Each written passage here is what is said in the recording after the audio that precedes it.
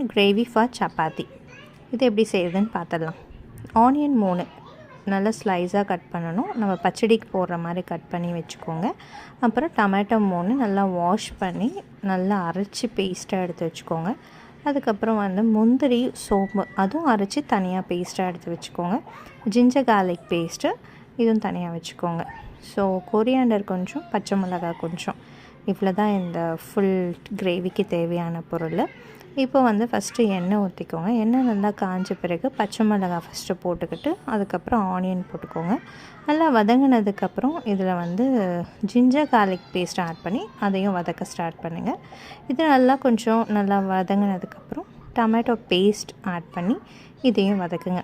இது எல்லாம் சேர்ந்து நல்லா வதங்கினதுக்கப்புறம் இந்த பேஸ்ட் ஒன்று இருக்குது இல்லையா, முந்திரியும் சோம்பும் போட்டு அரைச்சி வச்சுருக்கோம் இல்லையா, அதை ஆட் பண்ணிக்கோங்க.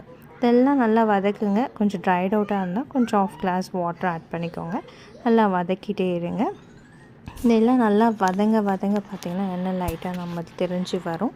ஸோ அந்த டைமில் குழம்பு மிளகாய் தூள் ஆட் பண்ணிக்கோங்க. ப்ளஸ் கறி பவுடர், கறி மசாலா தூள் இருக்குது இல்லையா, ஸோ நான் ஆச்சியில் யூஸ் பண்ணியிருக்கேன். ஸோ குழம்பு மிளகாய்த்தூள் ப்ளஸ் கறி மசாலா தூள் இது ரெண்டுத்தையும் ஆட் பண்ணிக்கோங்க. ஆட் பண்ணி நல்லா கலரி விட்டுக்கோங்க. நான் ஆனியன் போடுறப்பே மோஸ்ட்லி உப்பு ஆட் பண்ணிப்பேன் எல்லா டிஷ்ஷுக்கும். நீங்கள் இன்கேஸ் அப்படி ஆட் பண்ண மாட்டிங்கன்னா மிளகாத்தூள் போடுறப்பையும் நீங்கள் ஆட் பண்ணிக்கலாம். ஸோ நான் அப்போயே ஆட் பண்ணிவிட்டேன்.